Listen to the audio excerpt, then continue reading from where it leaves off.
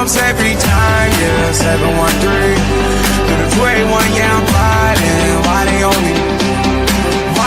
I'm flying. Sipping low-key. I'm sipping low-key and hiding. I get those Newcastle United. I'm coming around. Wembley is a place for you ease on mine. You make everything feel fine. Worry about those comments. I'm way too numb, yeah. It's way too dumb, yeah. I get those goosebumps every time. I need the hype. Throw that to the side, yo. I get those goosebumps every time, yeah. When you're not around me, throw that to the side, yo. I get those goosebumps every time.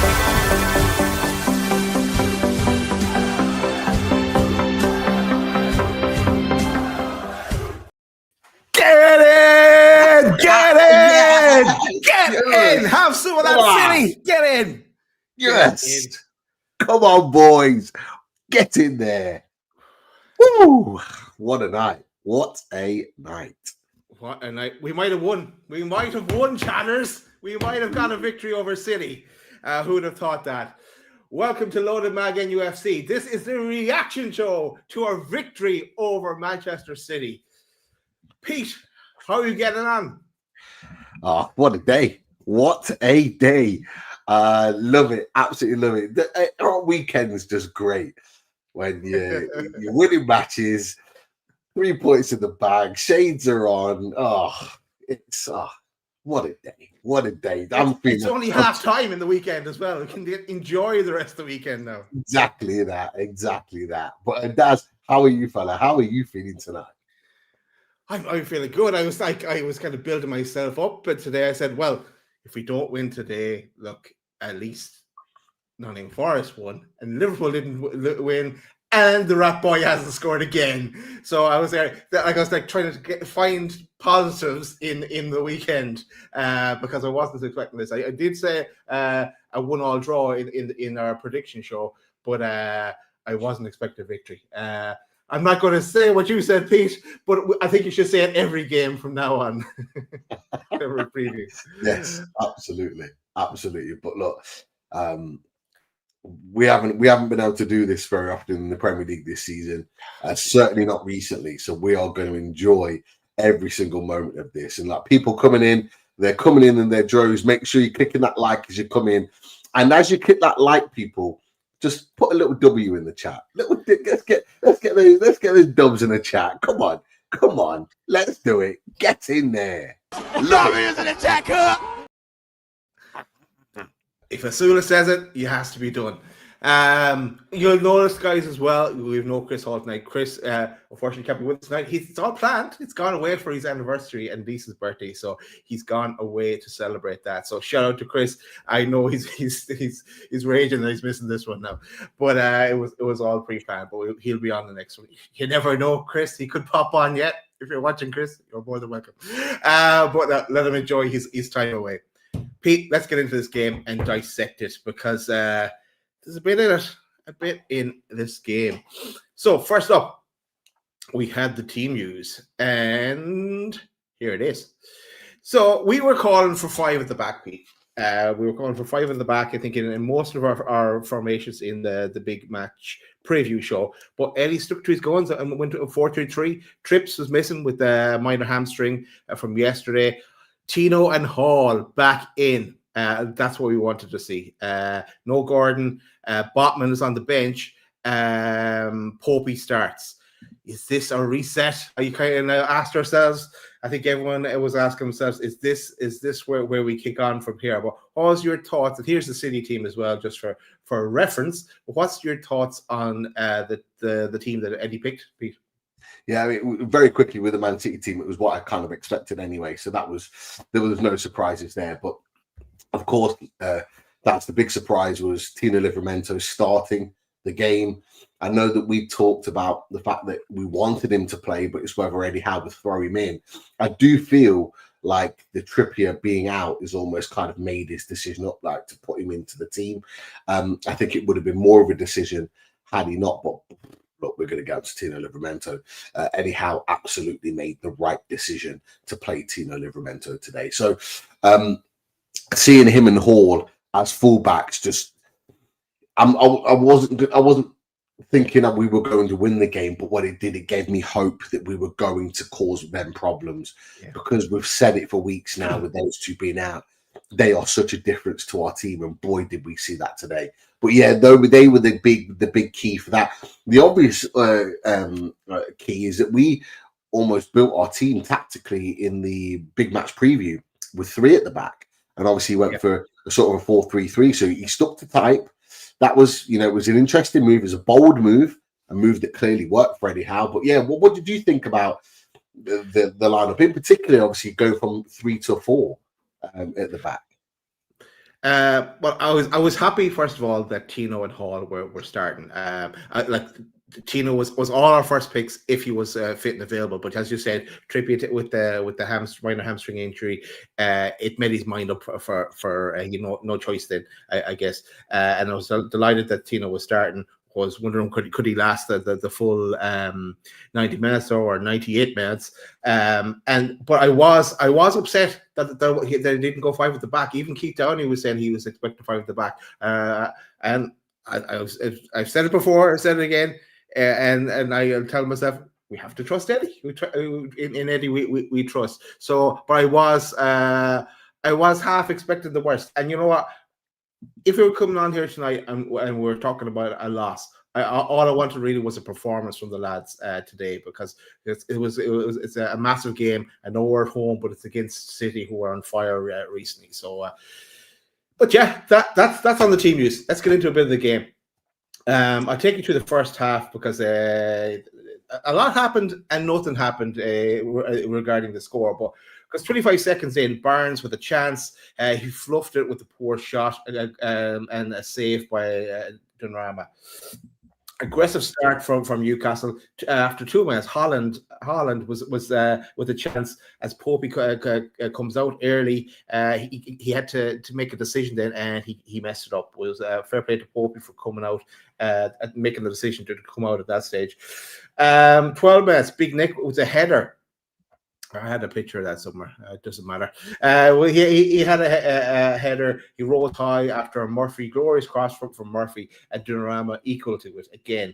This one? Yes, that's the one. Yeah, yes. Donnarumma does like coming to St. James's Park, but he doesn't really like the results, does he? But then Hall with the penalty appeal. Which would have been soft if we got that penalty. 70 minutes. Forward with a shot wide. Shar with the late challenge. After the ball was on its way wide. VAR looked at it. Nothing. For me, that was the correct decision. But those 2 shots on the penalty decisions, Pete, would you give it a penalty for either? I definitely would. I think both decisions were the right decisions, to be honest. People will say, Man City fans, you're probably listening to this back, are probably going, nah, you're just being biased to Newcastle. Well, no, because he got his shot away. If his shot was in on goal, for example, or it stopped him getting the shot on goal, and then Shaw's coming in, because he's clearly made connection with him. He's clearly, caught him. But it was well after the ball had been shot. The ball was shot and already, behind the white line. It was already gone.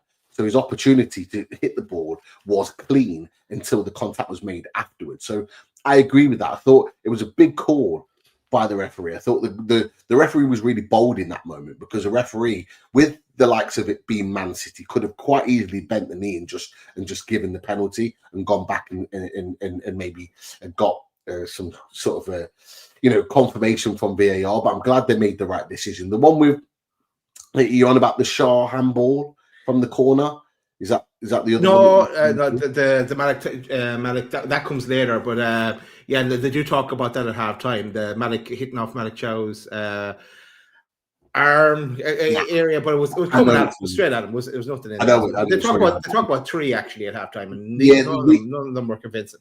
Just that one with Malik Chow. That Malik Chow, he's close to his body. It's in. It's not like his arms out. If his arms out and away, that's a different conversation. But his arm was in. He's kept it close to his body.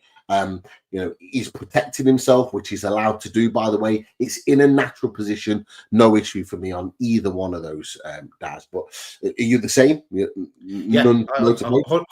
100% the same. And at halftime as well, actually, first of all, Green Lady, this man Felix likes that comment, by the way.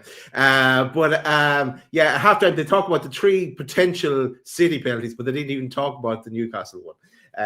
Interesting. They were mad to give City a penalty. What did you make of that one? No, it wasn't a penalty either. There was a slight push, but it would be very soft. Yeah. Right, let's move on. 25 minutes in, Barnes and big Nick link up. The ball trickles through to Voltermaid. Again, Donnarumma with a massive save. He kind of Big Nick had to go to that particular corner because the defender was coming in, so the keeper knew which corner he was going to go to. Again, though, like you're thinking, are we going to rule these chances because we're getting a few of them? Even though City got chances too, we were getting the most of the chances. But 30 minutes in, Barnes with a gift, really, a ball across from Murphy, superb ball from Murphy, open goal, and. He hits it wide. I was there. I was up off the chair with that one. I was sure that was the see the net bulging with that one. He might have been slightly offside, but he had to finish that one for me. How about you, Pete? Yeah, we were playing some lovely football at that time, some lovely sort of counter-attacking football, and I have to be honest, Dad, I was up off the chair myself. I was like. Honestly, when it comes in, I'm already half up off the chair because I'm already expecting to celebrate. Because in that moment, I just expect him to put the ball in there because he's just that type of guy, and it's almost like he's opened his body up too much. It comes in quicker than he probably would have liked, but I understand why Murphy did it because Murphy's had to put that ball in quickly in order for him to try and beat the man, in order for him to get on the end of it. But it's just wide. You can tell the reaction on his face. He knows he should have put that away.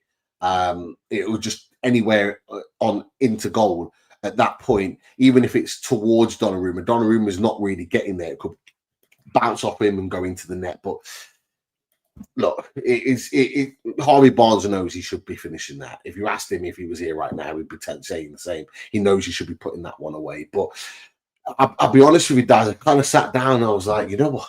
This is light years away from what we've been watching. Attacking football, players getting on the end of crosses, good passages of play. I was kind of like, you know what? More of the same. Like if we can get more of the same, he'll put one in the back of the net, and I'm sure you're going to get to those later. Oh, I will. Don't you worry about that. I'm the same as you, Pete. I was thinking, look, it is a massive difference with what we've seen recently. And so let's get to half time and look. If we do get hit with a sucker punch, at least we've put in a good performance here. And you know how many games have we come out in the second half and not been ourselves? So I was a bit worried about that as well. But we're not finished that first half. Yeah. Just 1 second. Joelinton for life. Just really quickly. 3 points for his birthday. His birthday's tomorrow. Happy birthday. You're never too old, Joelinton for life. He did mention before the show. He dropped me a message just to say that he had some problems getting on with YouTube and comments. If you're having some problems with YouTube and comments, I think it's across the board. All channels are having this problem, but keep plugging away. Keep trying to put your comments in, put your questions in. I'm just going to jump really quickly, Daz, to a couple of super chats really quickly. So Samsonite Dove, brilliant stuff. Sunglasses loaded. Of course they are. Of course they are, Samsonite Dove. They are here. Get in there. And Tino, big supporter of the channel. Yahoo! Thank you for your $1.99. Thank you both for your super chats. And just whilst we're there, my little Mo, ole. Member for 33 months. Absolute legend. That's Anne. Anne, because Anne is the only one with that glass. So yeah, that is Anne. I recognize. Great. But so nice one, and thanks very much for the super chats, guys. We are not finished that first half. 34 minutes. Popey with the big save from Haaland after as he took a shot after a cutback from O'Reilly. 41 minutes. Foden with the badness. He was like Pep was off his seat for sure. This one he was celebrating it. He was always in the back of the net. He should have finished that one. One of the best chances party in the game.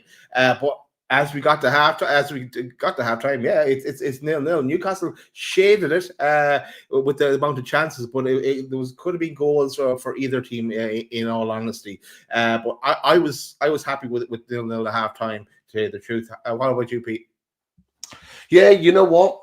I'm almost kind of like I'm half sort of ruining the chances that we had, but almost encouraged. As I mentioned before, like I was gutted at Barnes' miss, but I'm encouraged by the fact that we're creating chances. You talked about Nick Voltemada. Hopefully that's right. Mark in the, I think is it Mark in the chat? Someone in the chat. I did touch it. Okay, I'll put it here. Look, people, what is it? Nick Voltemada? Am I pronouncing that right? Please let me know. He had, the fact that he was being created chances. That's what I wanted to see. Yes, gutted that he was missing them, but he's getting chances in front of goal. You want your striker to get chances in front of goal. And I was just thinking to myself, if we could have a second half of the same, we're going to put chances away. We're going to take one of them. And it was like, okay, you know what? I think I was the only one out of the three of us that said that we were going to lose the game in the big match preview. But I come away from that halftime hopeful, mate. Honestly, I was hopeful for that second half. I thought going down the Gallagate against Man City were playing some good stuff, but they didn't look amazing. And I just thought, hopeful that we could just take one of those chances if we could be presented. But what about you? What was your overall? I know you mentioned it, just touched on it a second ago. But what was your overriding thought with that second half looming? Approaching, I suppose I was thinking there's a sucker punch ready and waiting for us here. How are we going to come out in that second half? Because we were brilliant in the first half, and I was just worried then about I suppose Tino coming back as well. Was he going to tire or something as well? Or would their bench? They had a lot of game changers on their bench, and ours is pretty weak in comparison in this game. And I was just worried that they'd have enough to tweak it, and we get hit with the sucker punch, but that didn't happen. Right into the second half, Pete, because even though there was a ball across from a corner that nearly went in, I think. But yeah, 48 minutes, Malik Chow does well to dispense Haaland, who was venturing in to shoot. A great tackle by Malik Chow, and again an excellent game. Player of the season. 57 minutes. J7 to Murphy. Murphy with the first time ball. Big Nick shot. Saved again by Donnarumma. Walter made getting the chances this evening. But like we've said in the past, he's feed him the ball and he'll score. He got a few chances today, but he wasn't unable. Donnarumma was having a stormer. He was unable to find the net. 63 minutes. Newcastle push up. J7 wins an unmarked header. Tonali pushes on, stays up. The ball is recycled again. Barnes to Bruno to Barnes, who shoots at home. 1-0 Newcastle, and it erupts at St James's Park. It erupts on our phones as well. And we cannot believe we're 1-0 up. And we have something to hold on to. Pete, thoughts on Barnes' first goal? Oh, what a goal. What a goal.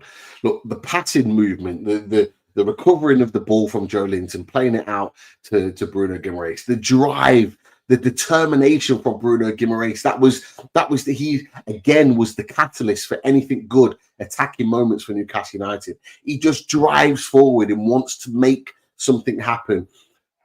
What I looked at that moment when Bruno's driving forward and watched it back on the replay, the amount of players that are willing to get forward, that are willing to push themselves and take risks to get themselves closer to the box, that's what we've been missing from this team. He plays it across to Harvey Barnes. Barnes takes a touch, barely gets it at his feet, and I keep saying it, and I've said it since the moment he signed for Newcastle United. He won't run and do all that tracking back nonsense, although he was very good defensively today. He won't do that stuff for you like Gordon does. What he does do is produce moments like we saw today. And that finish, It was the only place in the goal he could score. That's the one thing I'll say. It's the only place in the goal that he could score. Donnarumma is a superb, world-class goalkeeper. It was the only part of the goal he was going to put it in, and he dispatched it absolutely superbly. It was a brilliant finish in the inside of the side netting. That's how good it was. It was a superb finish, and when that goes in, it's like, wow, that is what we've been asking for. That is our just rewards for the effort that we've been putting in. Absolutely, we deserved that for how well we played up until that point. We deserved that goal, and we deserve to be 1-0 up, in my opinion, at that point in the game. But your opinion on that, Daz? What was your reactions? I know we were trading celebrations and all sorts of that, but what were we thoughts? Yeah, there's just the way the ball was lofted up, and J7 was unmarked. He loops the ball on with his header just to bring it in. And as soon as Tonali saw him doing that, he was sprinting into the box. And then the way it just got played back in, and the lovely little 1-2 with Bruno and Barnes, and just boom. All that we got through the first half of the chances being saved by Donnarumma. Barnes gets sees that net bulging, and away we go. But we didn't get too far away, because 4 minutes later, Ruben Diaz scores with a scramble in the box. The power he has in the shot then took a true bodies, 1-1. 4 minutes, our lead last. Pete, nothing you could do there. It was just a bit of a thunder blaster that went through everyone.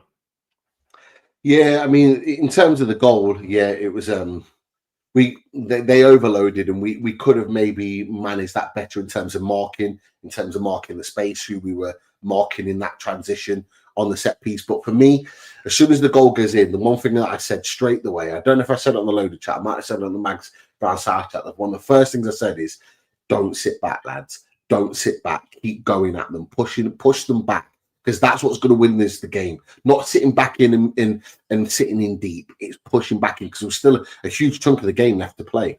And I just felt the team were just dropping 10 yards back and just allowing City to kind of push on. And they obviously created a couple of corners in a couple of moments very, very quickly after the goal. And I just thought it could have been avoided if we'd have just continued that intensity and continued that high press and pushed us forward. It could have made the difference. But like, as we say, the set piece comes in. You know, initially we dealt with it well. We dealt with it well all night. The initial set piece coming in, big headers out the way, big and strong with their big physical players, not letting them get an easy ride. But it's the second phase where they're overloaded at the back, and the ball falls to them.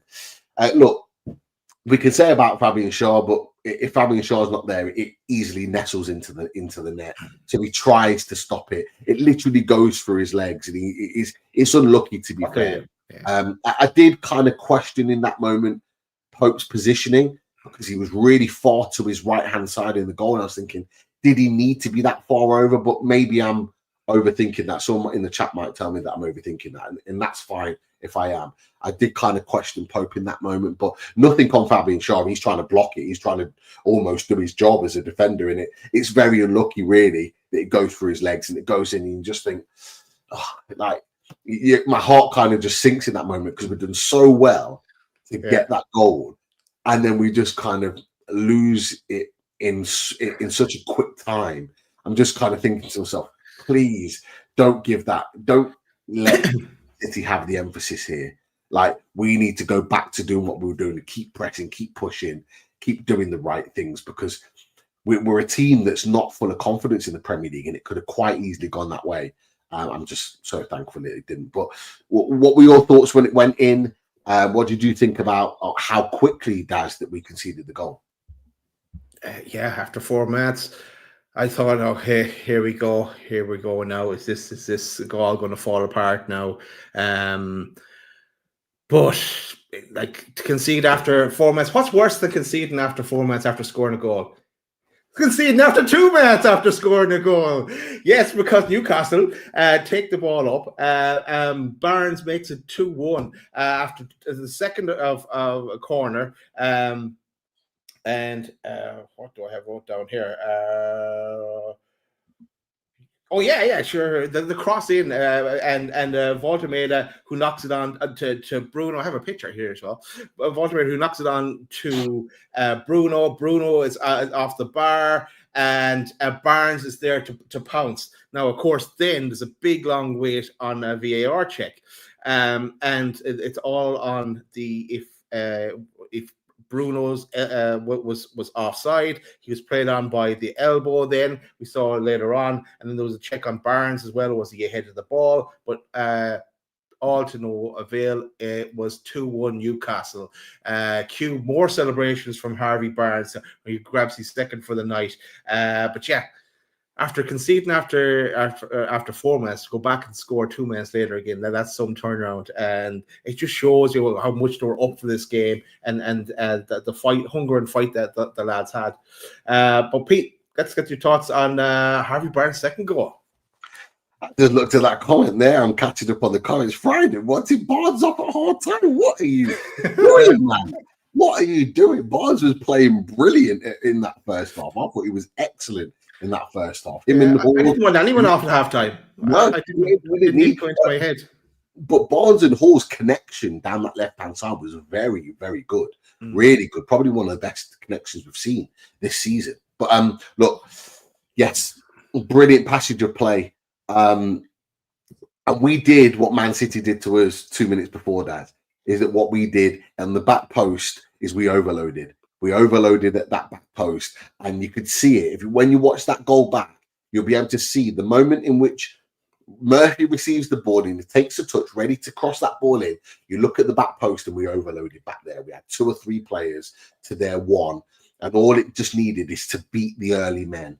Can it get over the centre backs? If we could get there, you had Big Nick at the back, ready to pounce, and he does, and he gets up higher, big header across. Bruno Guimaraes is doing this a lot. From the back end of last season into this season, he is the guy in our midfield that's arriving into the box. He's the one that's finding those little pockets of spaces where a midfielder should, an attacking midfielder should, to get on the end of things. And he was there to head that in. Unlucky, really, to head it in, onto the bar. But where you'd probably expect Nick Voltemeda, but obviously he wasn't there because he wins the initial header. You want your other players to be chipping in the box, and Barnes is where he should be in that moment. Now, look, this is no slant on Anthony Gordon, but I don't believe Anthony Gordon finds himself in that position in the box like Harvey Barnes does. The movement and the runs that Harvey Barnes makes, he wants to score goals, and he finds himself in a great position. And it's not easy, Daz. It's not easy. That ball doesn't fall for him clean and nicely. He has to, in a very short space of time, and that picture there that you can see, he's full of Man City players around him. So the fact that he receives that ball, takes a very quick touch. I mean, look, you got 1, 2, 3, 4 Man City players around him to Barnes on his own, but he gets that touch out of his body very quickly and is able to swerve his body to just put it into the roof of the net, into the goal. It's a brilliant goal all round. Really, really well worked. Again, well deserved, because we did exactly what I was hoping we did, is that we didn't kind of go back into our shell after conceding. We went straight back for them. Went straight back for City. We were going, right, we're coming for you again. We're coming. We want to score another goal. And we did, and we fully deserved it, mate. Honestly, it was a brilliant goal to score. A little bit nervous on the VAR, I'm not going to lie. It was incredibly close, and they showed that on Sky, that it was incredibly close. But I fully deserved, in my opinion. But Daz, your opinions on that goal, reactions, thoughts? It was a great goal. I'm sure I didn't mention the ball in from Murphy, which was absolutely delicious, absolutely class. And then, when I saw the picture first, I thought, oh shit, is Bruno offside? And then I see the elbow, and I go, maybe it's going to be close here. But I thought, oh, will we get the benefit of the doubt here? But then the check went on for ages. And yeah, just absolutely delighted then when it was confirmed that we were 2-1 up, and on we go. But the game is not done yet. We exchanged messages, Pete. We said, go 5 at the back, and then we see Botman tugging out. And I know you were saying as well, do we want to invite pressure onto us by going 5 at the back? But we just have to shut up shop. That was the right time to do it. And you could see that they were unloading their bench as well. Sideshow Bob was getting ready to come on, and you know what the damage he did to us before. So 76 minutes, Hall's call comes off. Absolutely excellent. Delighted to see Hall back. We'll talk about him a bit more at the end, but absolutely great to have him back, as along with Tino, of course. But you can go 5 at the back. Murphy drops back. We're kind of looking at a 5-4-1 kind of formation in at times. Man City then with all the possession, trying to be patient to get that equaliser. 84 minutes, Barnes comes off. He had another chance actually before that, but nothing came up. Barnes off, Alanga on, Nick Voltermaid off, Willock on. Newcastle holding strong, trying to get this one over the line. 8 minutes at a time was the answer to the question, how much at a time we'd have. Bodies on the line. You could see Whisa and Asula had come down to the bench. They were ready to celebrate, ready to jump in that team photo. And J7 takes one for the team. We're getting his yellow. He was asking for that yellow all game, really. But final score 2-1 Newcastle, beating Man City at home. And Pep was not happy. Not a happy camper, maybe with J7 either. But Pete, your thoughts on our victory over Man City? Superb win. Beyond my thoughts and dreams for this game today. They gave me a point before the game. I had a snapped your hand off, but actually in game, I thought we were good. We were full of value for the win. Full value for the win. Yes, Man City had some chances and missed some chances, but hey, so did we. We missed just as many, if not more, than they did. And the XG tells its own story. I think we had 2-point-something XG to their 1-point-something. Like we had more expected goals than them. We had just as many chances, just as many on target. We were in a position where we went toe-to-toe with Man City. And it just goes to show, when you've got a little bit of confidence about yourself, when you show what you're really, truly capable of, and you're giving 100% for the cause, this is what you can do. Man City are in superb form. They're in form that's put them back in the title race. But we matched them today. And we matched them, not just matched them, we showed more. We showed more want and desire to win that game. You know, Haaland's been slapping up every team you can think of, goals for fun. But he didn't have a sniff today. I thought Malik Chow was absolutely outstanding up against him. I thought Fabian Schär was fantastic up against him. I thought then Botman, when he came on, was superb up against him. I thought we defended him exceptionally well. I just thought it was a superb performance all across the pitch. Like, look, we'll get into the fullbacks in just a second because they deserve a special mention. But and also, I've got to give a hat tip to our midfield three. Today, I thought our midfield three showed us what we've been missing from our midfield three. They showed today why they were considered the best midfield three in the Premier League today. They showed exactly why. Yeah. I have to start with Joelinton. I thought Joelinton was absolutely brilliant today. That's the Joelinton I need to see in my Newcastle United team. He was all action. He was high intensity. He was in their faces. He was physical with them, but he was winning the ball back. Yes, he gave the ball away a couple of times, which was frustrating, but he was there to win it back. He ran his socks off for the team. He did what he's in the team to do: be physical, be dynamic, be aggressive, and to push high up the pitch. I thought Bruno Guimaraes led by example. It was another superb captain's performance. He did not want us to leave that pitch without those 3 points today, and it showed. He gave everything to the cause. And you know what? The one thing I saw in this game that I don't normally see is Bruno Guimaraes outrunning Sandro Tonali. And that told me everything I needed to see. The last 5 or 10 minutes of that game, Sandro Tonali, and they worked as hard as each other, by the way. It's not that Sandro worked any harder than Bruno, but Sandro looked out like he looked flat out that last 8 minutes of that extra time. But he was giving everything. He wasn't giving up. He was fighting, running, pressing. But Bruno Guimaraes looked sharper. He looked Like he had almost like, you know, when like a cat or a dog kind of fixes in on something because their eyes kind of, their pupils dilate. That was Bruno Guimaraes. He was not going to be denied today. He was absolutely superb. And Sandro Tonali, the amount of recoveries that boy did today of the ball, winning the ball back in high positions. And he was absolutely crucial in keeping Doku quiet. Doku was exceptional, by the way. He was very, very good. But he was quiet. In comparison to previous games that I've seen him for Man City, he was quiet. And Sandro Tonali was a big part in that. And I'll go into more detail about that when we talk about the fullbacks. But those three deserve a huge special mention because I thought they were a big reason why we won this game today. They were absolutely brilliant. They covered every blade of grass. They were just outstanding. Outstanding. What about you, Daz? Overall thoughts of the game, thoughts, feelings, big 3 points. Talk to me, fella.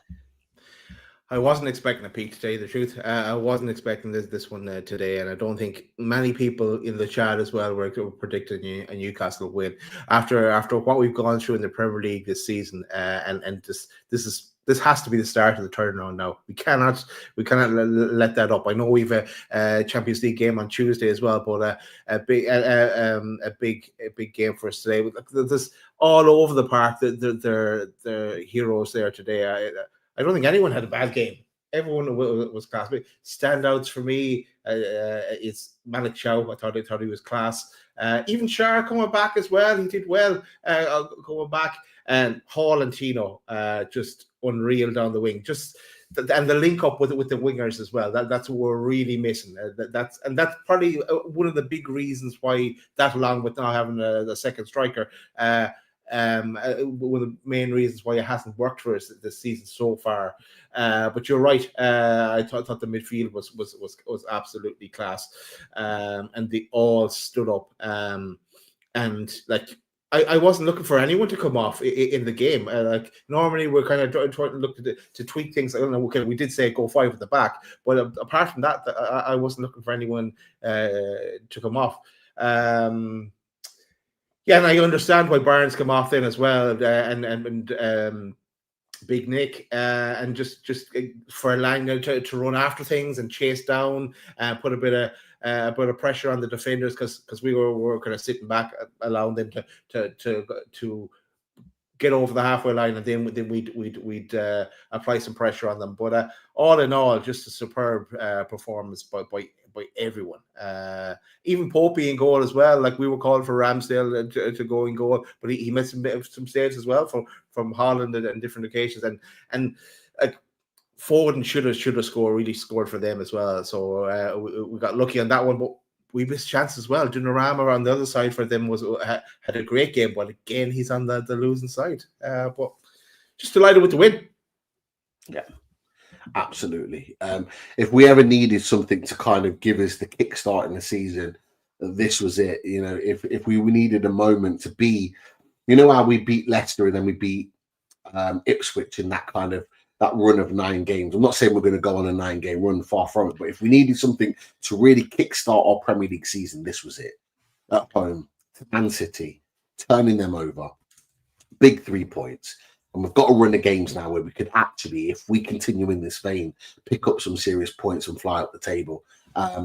Someone had mentioned in the chat, and I think I starred it, we're not too far away from Europe in terms of how many points we are. I'll see if I can try and find it. Look at it.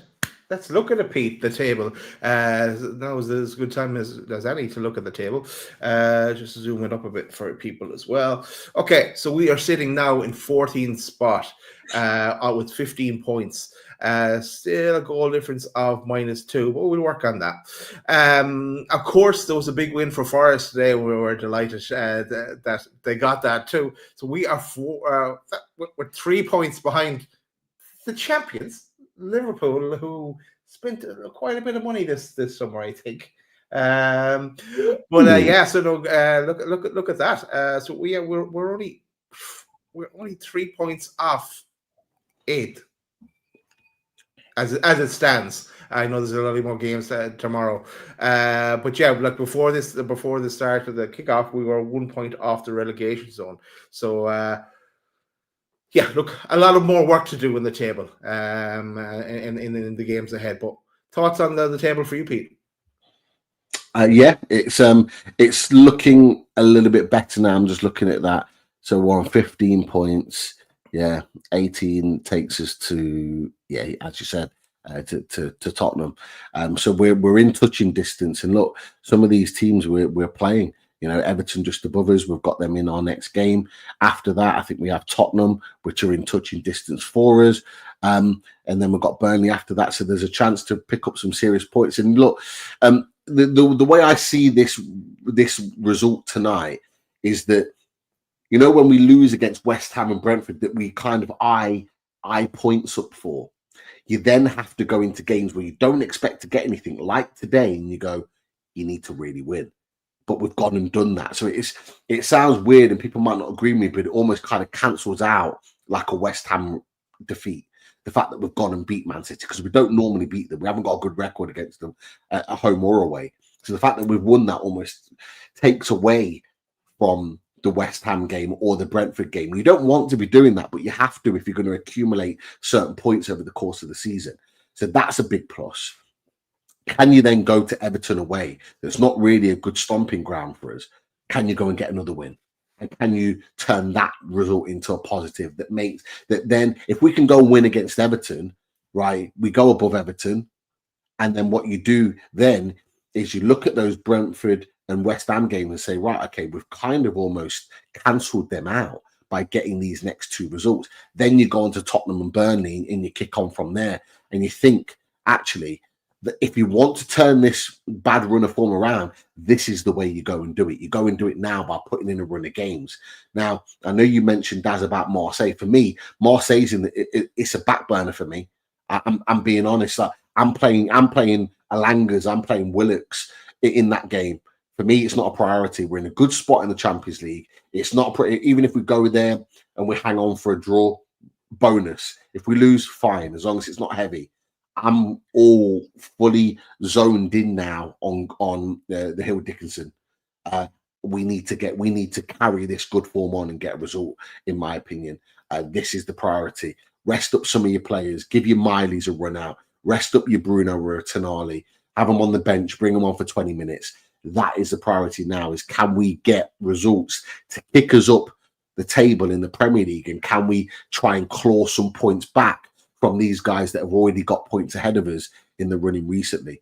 That's kind of what I'm feeling now from the league table, having looked at it just there. But what's your feeling just in general? I know you touched on it a little bit a second ago, but you know, are you feeling something similar with me, Daz, with regards to where I'm sort of prioritizing my focus now? Yeah, I see where you're coming from there, Pete. However, I want us to go against Marseille as well. I know I'm asking a lot, and then to try and go away at Everton, and we're away at Marseille as well. But it's just this away form. Something has to change with the away form, or else we're kind of back to where we started again. If it doesn't, we need that confidence of an away win. And it is a big ask now, going away twice here, Marseille and Everton. I link back to what you were saying as well there. Look at about this result overshadowing the losses we've had against teams that we thought would pick up points again. This is how we could play ourselves back into contention for European and potentially top 5 position, but it's only one game here we've had that we've had a victory in, so we have a lot more to do. And Eddie Howe points to a long, difficult run now, right to the end of January, and he's not wrong. But so let's see. We'll celebrate the victory tonight, but a long way to go. I do expect some changes for the Marseille game though, because we can't. It's only 2-3 days away, you know, that we go again. So it's going to be tough for the lads. But that is the table. Any questions, Pete? We want to go there. And if you're just joined us, we've been chatting, smash that like button. Smash the like button. And if you're new and want to get in the chat, subscribe. And after the show, I think it's probably tomorrow or so, go back and hit the hype button as well. Hype button will be enabled. There you go. Sophie in the chat, I know she's been reminding people to get those likes up. We've got over 200, 220, 230 in the chat. Come on, people, get those likes. So let's get us to 200 nice and easy. And then we can continue to build. Anyone with a super chat, want to put your super chats in, send us a question. We'll come and talk about it straight away. Get your super chats in as well. Celebrate. Come and celebrate with us on a fantastic win. I've tried to keep on. I think there is actually another super chat. I will come to it in just a second right now. Tony, great to see Tony in the chat. Homebound from the game. Tony. What a win. Brilliant stuff. Tony, glad to see that you're buzzing as much as we are with a fantastic result today. So get in there. So yeah, absolutely. A couple of comments. I'll start from the bottom. We'll start with this one from Friday. Just put on just a second ago. Where are you, Wolfie? Today the alliance is strong. Absolutely. I did drop a message in the chat to congratulate him on a fantastic win, doing God's work, getting Isaac hooked, stinker and hooked on 68 minutes. Murillo absolutely stomping him into a mud hole. It was great to see. So you're doing God's work, Wolfie. Great win for you today, and obviously great win for us. And on Tuesday, we'll both have these bad boys on. All of us will be shaded up. We're talking about all the good stuff. So yes, we shall look forward to that. I might even go out to the car and get my good shades, so my good prescription ones. Speaking of Wolfie, I was in his chat before his watch along, and I said best of luck to the Forest fans, and to make sure to silence a certain individual who was starting that game. And I jumped in afterwards to congratulate the Forest fans as well. He was busy on the phone, just a Liverpool fan at the time. But it was class that we both got our victory. The alliance is strong. The alliance is strong. Yes, not quite the fishbowl, Andrew, but yeah, look, it's a Saturday. We've got a win. Celebratory brandy to enjoy. It is there, and we are going to enjoy it. And Clon Lad, I am in a better mood. Yes, if you saw the reaction to Brentford, I was not happy. None of us were happy. But you can see, smiles on our faces, shades on. We are in a great mood, that is for sure. So I'm going to go right back to the top, and it starts with Mark, and he says, can we talk about Murphinho? Daz, talk to us about Murphinho. How good was he today? Well, that was why I had him in my starting when we were doing the prediction, because he delivers the most exquisite balls into the box. And it's just asking for someone to get a touch on.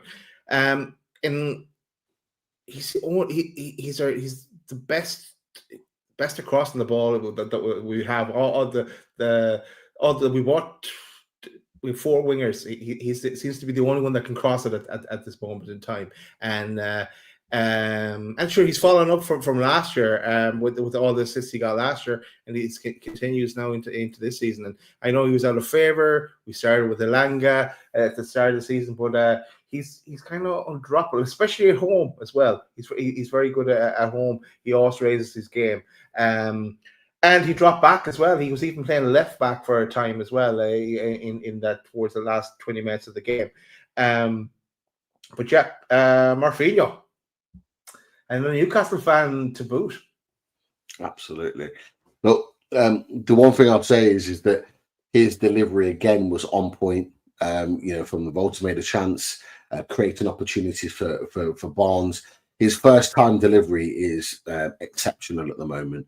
There are flaws to his game. I do worry about him defensively. In defensive moments, he does lack that little bit of concentration, and he lets players draw off him. But that's not why he's in the team. He's in the team because he wants to affect the attacking areas, and that's why we play him. So yeah, if he can continue to create moments like that for the likes of Nick Voltamada and Harvey Barnes, then look, long may it continue. But he was very, very good again today. That was for sure. Okay, so Sophie was very, very clear. She felt that Bruno ran that today. We talked about the midfield earlier, or I did. I talked about the midfield and how good they were. She felt he was best by a mile. Did you see it that way with regards to Bruno Guimaraes? He was absolutely brilliant. And this was kind of like, I'll do the kind of back and forth between Sophie and Mark to begin with. So Mark comes back and said he couldn't have done it without Tonali today. That was Mark's opinion. Sophie then says, I don't hear it. Bruno was world class. Mark says, to be fair, the midfield three were world class today. And I think they kind of shook hands on that opinion. But what did you make of Bruno? There's no charity boxing match out of that one, is there? They made peace in the end. Okay, maybe I suppose it could be a loaded charity boxing match. We're all friends here. That's the but what did you make of Bruno Guimaraes? I thought Bruno was class. But I also equally thought that Tonali was class. He was mopping up there. He was busting forward as well. Especially and Joelinton as well. He's getting the foot in where he needed to. I remember one stage he for no reason whatsoever, just for the crack, he pushes over Bernardo Silva. Didn't that set the tone though? Did you feel like it set the tone when he did that? Like it pissed them off, but it got us up. It was like we want this today. And I was like, he's any other ref and he's getting a yellow card, because the ref was very lenient in that. He only gave a yellow card. He gave a yellow card to Joelinton in the end, but he only gave a yellow card to the City player as well. Was it Nico Riley or Oscar Bob or someone like that towards the end of the game as well? But so and another day we would have been hooking Joelinton because he would be looking like he was going to be sent off or something like that. So maybe that's what Pep Guardiola was on about as well. Then at the end, but that was I don't mind that. The ref set the tone. He was fair throughout. Like he was on both sides. He wasn't favoring one side over the other. But to answer the question, all three of them were class. I'm happy as well. Bruno got, even though he didn't score, came off the bar. He did get an assist from my fantasy football team. So nice one, Bruno. Nice one, Bruno. Yeah, I thought they were both absolutely superb. I can't separate them because I think they were both excellent in very different ways. They did different jobs today, but together. Yeah. More of the same, please, lads. I want to see that away from home. That is the thing. I want to see it away from home because they always step up at home, and the whole team does. But I want to see that away from home. I think that's fair. I think that's more than fair, Daz. It says here, Joelinton for life. What a massive difference having two attacking and fast fullbacks. Maybe now some fans can see how this has affected us most of the season. It's a massive difference for us, absolutely. Daz, talk about. We'll both have our thoughts on Tino Livramento and Lewis Hall, because I don't think we've talked about them on this show enough today. I think they deserve it for sure. No, they definitely do, and like we've missed them for so long, and it's just really youth. Youth is on their side. They're class players to start with, but they have the engine to get up and down. And even though I think I'll say it here from Dominic Scurry, he says Lewis Hall was withdrawn with cramp in the second half today. No major concern of the fullback, who was excellent on his return to starting 11. Like the amount of times he got in across, the overlapping, another option for Barnes to go to, and in turn the other side for Tino and Murphinho, and they'd overlap, and it just works. It's what we're designed to be about. No, that's not to take away from Trips. He's been doing a job there as well, but he's not going to have the engine of Tino.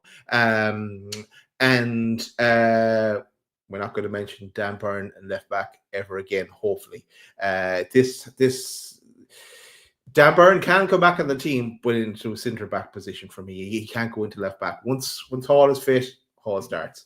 Unless it's cup games or something like that, then you might tweak something. But this is the start of it now with regards to Hall be back in, and I imagine both guys, Lewis Hall and Tino Livramento, should go to the World Cup with England, if you ask me. That Thomas Tuchel should be picking both of them. I know there was a bit of a conversation on that on Sky before the game kicked off. But yeah, so yeah, credit to both lads. Yeah, absolutely. I was excited about the fact that we had them both starting in our team. But after 10, 15 minutes, I was like, boy, have we missed this. Boy, have we missed these boys bombing forward. And they both do it in different ways. They both articulate their game so differently, but it's so effective. So Tino Livramento is all pace and drive. Like, he is quick on the ball, off the board, and he just loves to drive forward and really go at players. And players are scared of his pace and power. But Lewis Hall does it in a different way. He's a proper footballer. He really is a footballer. Technically on the ball, he can manipulate the ball so well. There's a couple of times in the first half where if it was Dan Burn, and this is no slight on Dan Burn because we know he's not a left back, so that goes without saying. But he receives that ball on the touchline, and Dan Burn would just naturally go back. And Lewis Hall did it a few times in the game. We did it a number of times in the first half where he looks as if he almost sends the Man City players if he's going to pass it backwards, and he just kind of rolls the ball out and just takes it in an attacking area and just drives it forward. He just knocks it past rolls it back, knocks it past the player, and he's gone. And he did it a few times in the game, and it just opens up the game, and it just creates an attacking moment for us. Space. That's what we need. We need teams to know that we want to go that way and not always that way. And if we're going back constantly, it just pushes teams on to go, they're going to go back, we'll push forward, and we'll push them back. And it puts us under more pressure. Lewis Hall is going, nah, I'll play that difficult pass inside. I'll play that little pass around the fullback and then go and make a direct running in behind and cause them to go backwards, to go, oh, I need to think about my defensive duties rather than attacking duties. And that's what he allows us to do. That's besides the fact that both of them are good deliverers of the ball. Both of them like to overlap. Both of them like to get in attacking phases, to get crosses into the box. It just means that we're such an attacking entity, and it means that we are dangerous, and we looked dangerous with those two players on the pitch. And look, they're the future, but they're the present for Newcastle United. That tonight shows me, and I imagine it shows everybody else, that they are our starting fullbacks, that when fit, they have to play. Because we don't play the same way without them. And that's no slant on Kieran Trippier. He's been an excellent servant, but he just hasn't got the legs to do what Tino Livramento does. Dan Burn, excellent servant at fullback, but he can't do what Lewis Hall can do. Dan Burn can play centre-back and play it very, very well. Kieran Trippier can come in and use his experience to see out games or play when needed on the odd occasion, but not on a regular basis. And that tonight was proven. And it also begs a question going into January. You know, do we bite the bullet and go and invest in another fullback that can do something similar to what Hall and Tino can do, to really kind of give us some options here?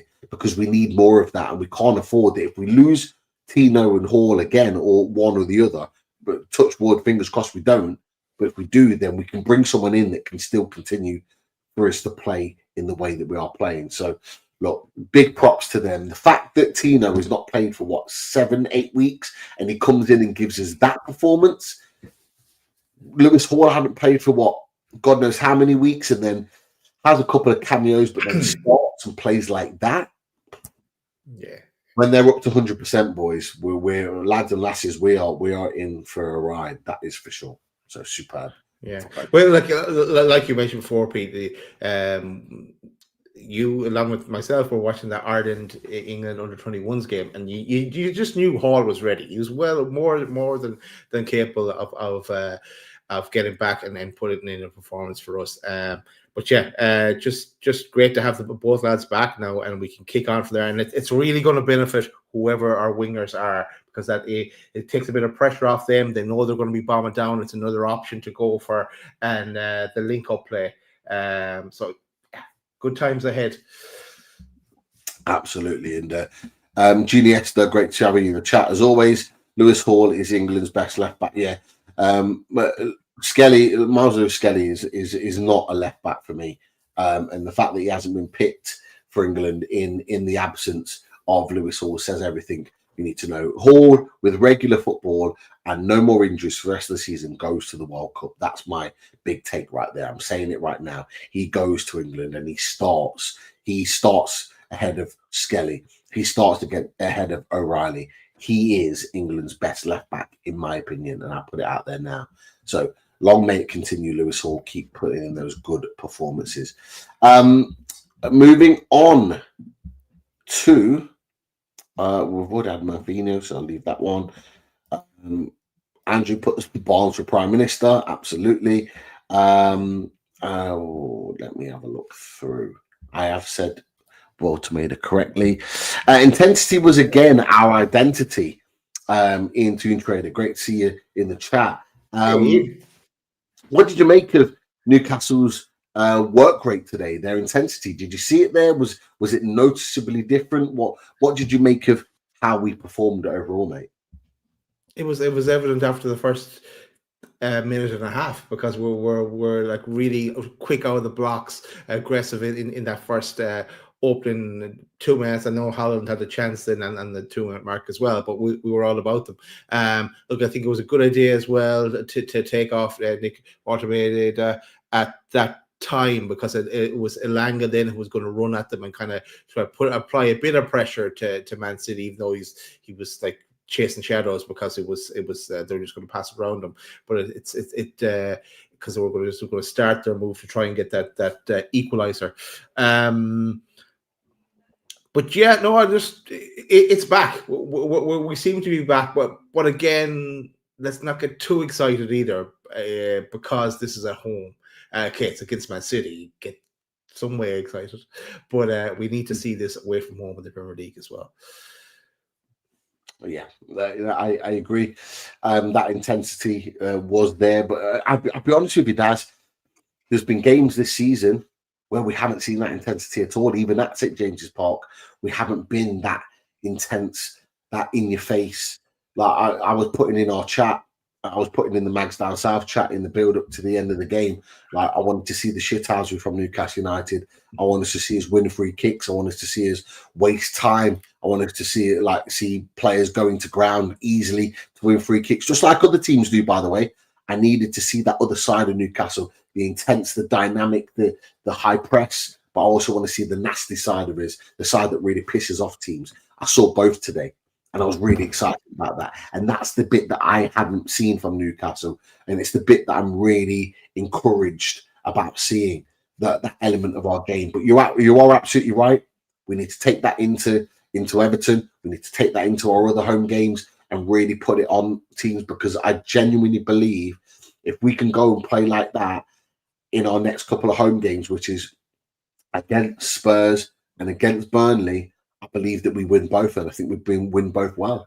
And that's potentially another six points on the board, which puts us closer into a position, I think, where we're challenging in the positions where we want to be in come the end of the season.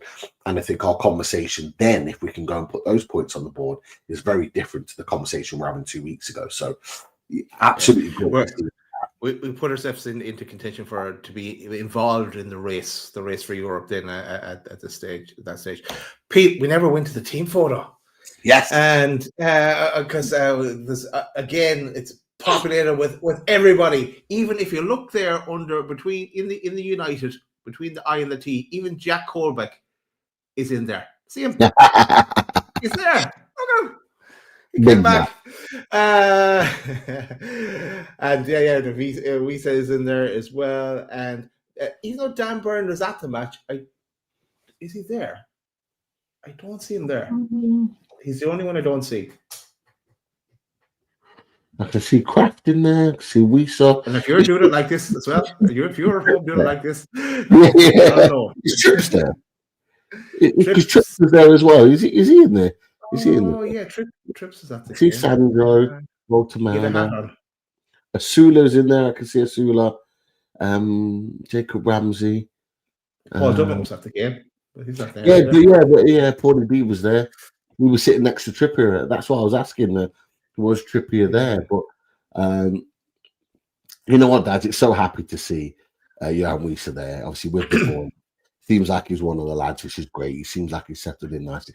We just need to see the lad on the pitch. He's one of the lads, but he has to be one of the team, and that's what we really want to see. We want to see him getting on the pitch first, kicking the ball, and not fuck it off somewhere else. He needs to stick around and do something for the team. And hopefully that's done for me. AFCON is done for me. You know how I feel about AFCON. We've been talking about it for weeks and weeks now. The fact that he's possibly not going to be available and he can get out, he can get off hospital. Clown. He's the reason. He's got nothing to do. By the way, he's got nothing to do with. It's his national team. It's his national team. He's the president of the country. Don't try and let him off. Right? It's his national team. It's his fault. I blame him as well. But for Johan Whisa, the fact that we might not see him now for the next 2 games against Marseille, against Everton, and it could potentially be Tottenham at home in 2 weeks' time, that we don't until we see Johan Whisa even in the squad or available. Like that takes us into December. And mate, honestly, like we can't have him for like 2 games and then he goes off to AFCON for a month. That it cannot happen. It's ridiculous. Like, it's absolutely ridiculous. Like it cannot happen. He has to stay at Newcastle United. I get the people that have talked about international football and being a pride thing and all the rest of it, and people want to represent the country. I get it. He hasn't kicked a ball for Newcastle United in nearly half the season. He's approaching now half a season. He's not kicked a ball for Newcastle United. That's not good enough. He needs to prioritise Newcastle United. And I'm saying Whisa, I think it needs to be taken out of his hands. I think the club need to force this issue and make sure that he stays for Newcastle United, so he's playing for us and not that national team. It has to happen. I've been kind of tentative with it, but now I'm being forced where he needs to stay at Newcastle United. It's as simple as that. Watch this space. Don't worry, we'll be talking about that. What happens in that one? Any more questions, Pete? Oh yeah, there are plenty more questions. What was happening with the kickoffs at full time? So yeah, Donnarumma was in the mix at full time. There was staff that were involved, players were involved. There was a bit of a ruckus. J7 is definitely in there. J7, he's in the thick of it. Of course he is. Did you see anything maybe stood out? Have you heard anything that it could have been? No. I was normally when it comes to the full time, I need to shut it down because I need to go and get ready for the show, get stuff ready. But I was like, hanging on, what's happening here? And I could see Pep going, and I could see Joelinton giving it loads, and then I could see a conversation with Bruno and Pep Guardiola, and they always have a conversation. But then I saw the big smiley, cheesy smile from Pep over to Tonali. I said, "Get your grubby hands off Tonali. He's fucking going nowhere. He is staying here with us. Don't even think about it. You try to do that with Bruno. Don't even think about going near Tonali now." But yeah, I don't know what was going on. I'm sure it was something to do with Joelinton and maybe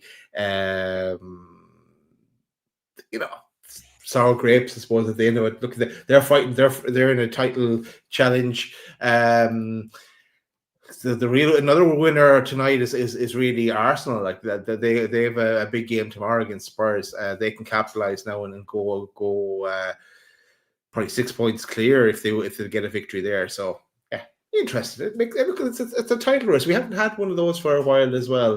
Makes it that bit interesting. Gone off on a bit of a tangent in the answer there, but yeah.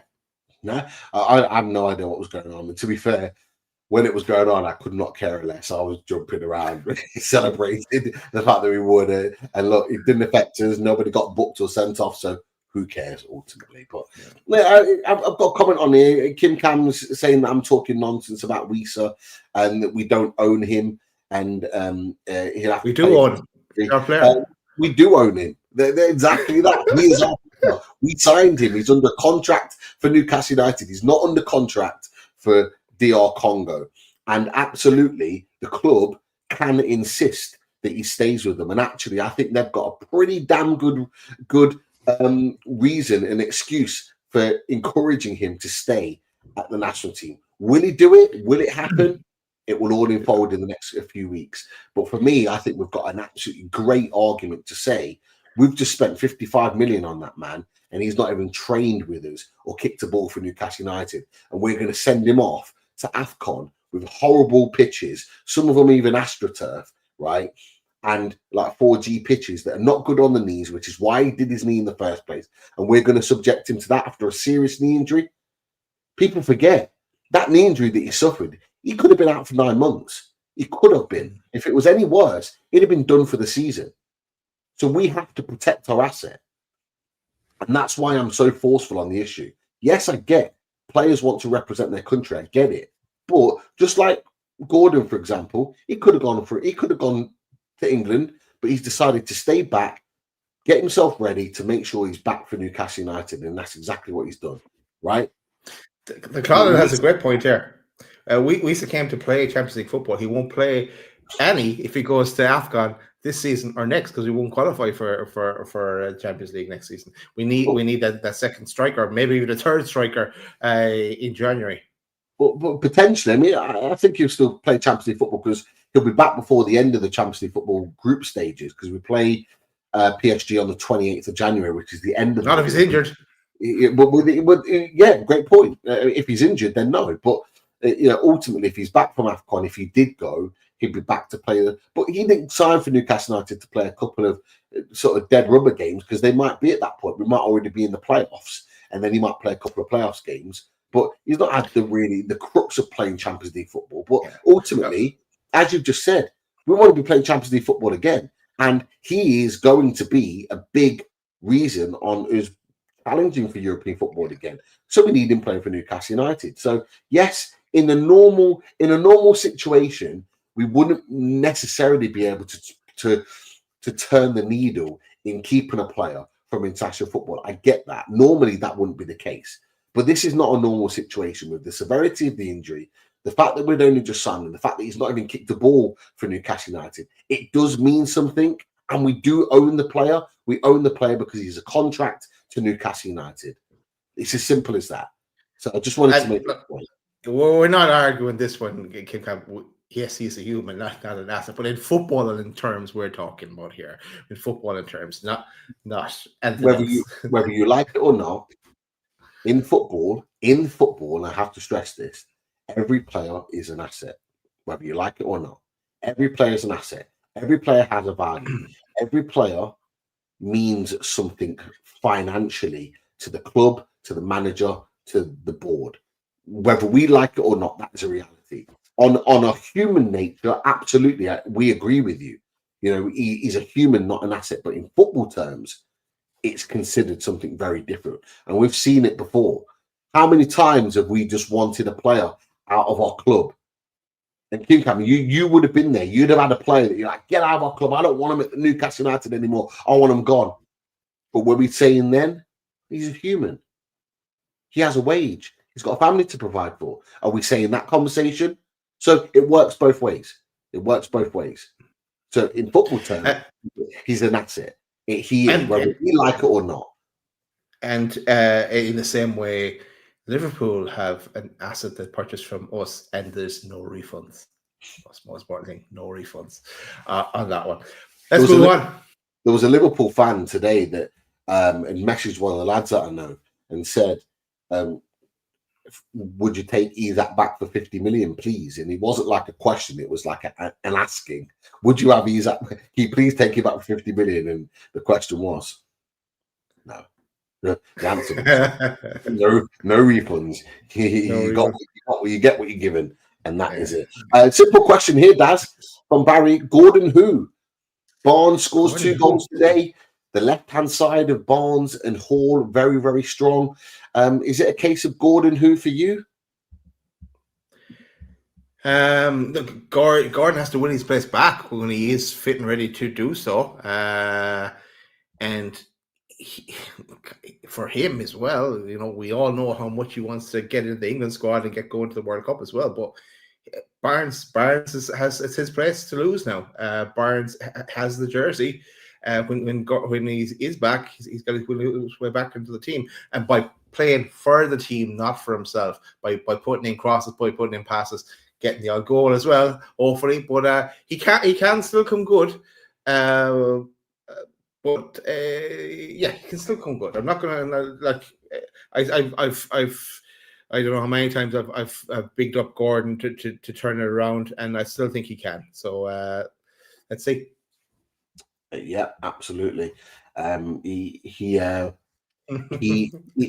one thing he needs to do is earn his place back in the team. He needs to earn his place back in the team. He would today know that he has to work harder, produce better to get back in this team, and he's going to have to get goals. He's going to have to get assists if he is going to get back into this team, because that's what Barnes is putting on the table right now. Aside from that, he's playing well. He's producing good football, but he's putting the goals and assists on the table. So therefore, he's got to work hard. It's not going to be a given. So yeah, there's some work there to be done. Kim Cam's come back again. If it was Gordon, you would not be saying this. We've said this on this channel, Kim Cam. If you clearly haven't been watching Loaded Mag NUFC on a ritual basis on all of our shows, because we've said exactly this, and I've made this point about this with England. I know obviously Daz is Republic of Ireland, but I've said the same. If it was Gordon, if it was Byrne, if it was Tino Livramento, I'd be saying exactly the same. He should not be going, right? Because my priority is Newcastle United. I support England and want England to win the tournaments. Of course I do. I have done since I started watching football. But the reality is that I want my club to be doing the priority. I want my club to make sure that they've got their players available to be winning matches for Newcastle United, and everything England can come after that. So it's exactly the same. There's no because it's Congo, because it's Whisa. No, it would be the same if it was somebody else. How many times have we been banging the drum about Bruno Guimaraes playing every single minute for bloody Brazil and running himself into the ground? Sandro Tonali for Italy. Give them a rest, man. Let them go. Let them have a rest. Let them make sure that they're not being burnt out. We've been saying the same thing across the board. So this is not just a Whisa issue. It's an overall club issue. We need to handle our players better. We need to be tougher with our players. So that's, for me, that's the end of that conversation. But that's kind of where I'm at with it. That's how it needs to be from a club perspective, not just a player perspective. But LT has put a comment on here. Can you read my comment, please? Well, here's your comment, but I've not seen if there's a comment further up. But thank you for your 199. Great to see. Cheers, LP. In the chat, LP. I'll see if you've got a comment further up. I'll check in now, but I can't see anything. But feel free to put a comment in, and we'll get it up on the screen at some point. We'll keep an eye on the chat as we go along. We've got a charity boxing match organized, Pete. Iniesta has come up with the idea of you were in it. You're up against Felix, the president of Congo, to battle for Whisa. What do you think? Yeah, bring it on. Bring it on. Yeah. Bring it on. I'm ready to go. I'm ready to go to war with them. Bunch of amateurs they are. But anyway, we will forget the Whisa conversation for one night because we're celebrating the win and we're all happy. Another super chat from Chegmeister 89. What do you think we should do in the January window? I know we've talked about that a couple of weeks ago, Daz, but any thoughts from what you've seen? Any targets, positions wise? What we're thinking for January, just initially, with just about a month to go? Yeah, I think some big fully loaded transfer shows to kick off sometime in December, I'm sure. I think we need another striker. We don't know what we get back either. Big Nick can't do it all by himself. He's done exceptionally well to get us this far.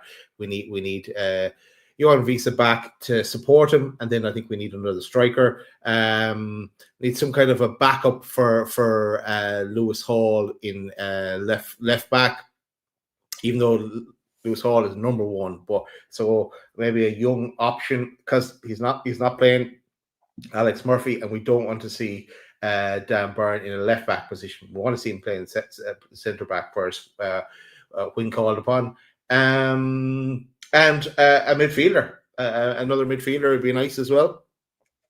Maybe Eddie to go in and dip his toe into the loan market, something he's never done before, but it could be the small little difference that would get us over the line in terms of Europe, or maybe, even though I've rolled us off a couple of weeks ago after the West Ham game of Champions League, you never know because if I wasn't expecting this one today, a few more unexpected results and things to go away, and we could be back into the mix because there's plenty of surprise packages up there in like Crystal Palace are in 4th, Brighton are in 5th, Sunderland are in 6th, Bournemouth are in 7th. Like there's teams there that we can overcome towards the end of the season. So I'm expecting big things from us in January. Just an open mind, and with Ross Wilson in there now as well, who's also one in that team photo. It seems like they are cooking in the background. Nish Schmidt is one name that's been talked about, and there's a few more. Let's see. That's the fun of the transfer window. See what we get. What about you, Pete? We need to make signings. Absolutely. You can tell today, and someone put it in the chat earlier, the fact that we had 2 goalkeepers on the bench tells us that the squad, although it's better, with a couple of injuries, can look quite weak. And we looked at the bench before the game, and the one thing I said is that the bench looks quite weak, and it did. It didn't have the type of strength that we had in previous weeks, although we'd had a couple of players coming back into the team, losing the likes of Gordon and Trippier, having Whisa out, Asula out, it does look weaker. So we do need to invest. We're still fighting on 4 fronts. We need to make sure that we've got a squad big enough to handle this. It might mean that 1 or 2 go in the squad. You know, if I'm looking at anyone, I'm looking at an Emil Kraft. Potentially could be moved on with only 6 months left of his contract to make space in the squad. Joe Willock, another one. I was surprised that he came on, but he pushed forward. He was driving forward. He worked his socks off for the time that he was on the pitch. But players like that maybe need to be moved on. If you get those 2 out the door and bring a couple of players that can affect the first team in, you're looking at things in a more positive light. But we all absolutely need a striker. We absolutely need another striker, regardless of Whisa's situation. We need strength and depth, and that might mean that a 3rd player like Asula moves on because he's got a lot of interest in Germany. So there are 3 players that I'm already looking at that we could potentially move on in January. Kraft has already got interest from a number of other teams. I think it might be Copenhagen, FC Copenhagen, that have already showed their interest in the last couple of weeks in Kraft. That might be a deal to be done. Willock, I think, will have takers if we make him available, and Will Asula has already got takers in Germany. So it's not like these players can't be moved on. They can, but it's a case of, can we move them on to be able to get even 1 or 2 players in? I definitely think, if Willock goes, we definitely need another midfielder. We need another striker. But if Kraft goes, do we need another fullback? Absolutely. Someone that could play right or left or specialize in one position. There's deals to be done, and we have to keep moving. We have to keep moving this team on and improving it and strengthening it. So, that's kind of where I am with the window. I know we have loads of other questions, Pete, but the comment has one here. We just signed the Parrot. We just signed Troy Parrott. He's the run he's been on. I think he'll have suitors. Big question marks whether he could do it in the Premier League, though. And will some clubs go looking at him? But he's on fire at the moment. Playing with Alkmaar as well, same as Nish Schmidt. Yeah, you look. He's is he AZ? AZ Alkmaar, I think he's doing well. Scoring goals. I hadn't realised until he'd scored those goals and took a little bit of a look at him. He seems like he's having a good season. Would I take him? I'm not sure. I'd maybe want. He'd maybe one you're probably looking at in the summer. If he's had a really good season at AZ, you'd maybe want to bring him back. But I think there's other players out there that I think we could probably take, more established players, more players with a little bit more experience that you'd want to come in and do a job for the team. I look at what Villa did, and yes, Villa didn't get Champions League, but they came very close, and they were able to fight on at least 3 fronts. with a very strong squad. I'm not saying bring Rashford in, of course not, but bring in a player that had the influence of someone like him, of his stature, bringing him in, even on a loan. I think Eddie Howe does need to look at loans. You've mentioned it, Daz. We've mentioned it for a while. I think he does need to bite the bullet and get a couple of loans in, maybe, or at least one of a high quality player that's maybe not playing at a big club, who's on the fringes. Bring him in, give him a job. You know, we talked about midfielders that we've been linked with. Keith Smith. He'd be an excellent addition. But even a Ruben Neves, who's got 6 months left on his contract, there's rumours of him being available for like 18 million or less than that. That would be a no-brainer. Like any one of those two players, but someone that's got that little bit of experience, know-how, that's a high-profile player that can come in and instantly take the baton and run with it. I think we need to go and do that. But you can already see the links that with players. Ross Wilson is looking in a completely different market to what we were before. So I'm excited. I'm excited to see what we're going to be linked with. Yeah, on the loan market, you never know. The CEO could get on the blower. Contact Real Madrid. Anyone there wanted a bit of game time in Newcastle? You never know. We'll see what happens. You never know. OT came back with a question, another super chat. Thank you very much for that. It said the win is for all the cabbages who want Eddie Howe out. Now, there's a few people that have mentioned this. Friden's also put in there, wow, getting Howe in. I think there's another couple of people as well that are put in about it as well. So Jersey Mag put, where are the Eddie Howe out brigade tonight? They are very much quiet, I have to say. That's your thoughts on it, as I find some other Eddie Howe related comments to put on the screen. What are your thoughts on all of this in regards to Eddie Howe? Yeah, look, I think it's okay to question things, because I question things myself with the bad run we were on. But like I was saying, if we got no wins in the next 7, then maybe things could be cooking behind the scenes. But like he's come out of the blocks, the first game of the 7. After the international break, and he's got his win, the unexpected one against Man City. Again, he's shown that he can get himself out of trouble.